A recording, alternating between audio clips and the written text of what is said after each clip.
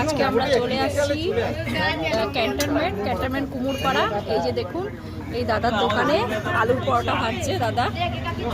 আর এই যে আলুর পরোটা, আর এই যেখানে রুটিও হয়, আর আলুর পরোটা হয়, লিটিও হয়, আর চাও আছে।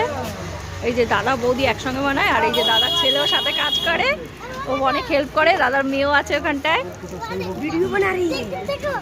এই যে ভাবিজি আলুর পরোটা বানাচ্ছে, কাটরি করে নিচ্ছে আগের থেকে, যেটা বাংলায় বলে বাটি, আর এটা হিন্দিতে কাটরি বলে। এই যে আলুর ফিলিংসটা সব ভরছে, ভরে এই যে মুখটা আটকে দিচ্ছে।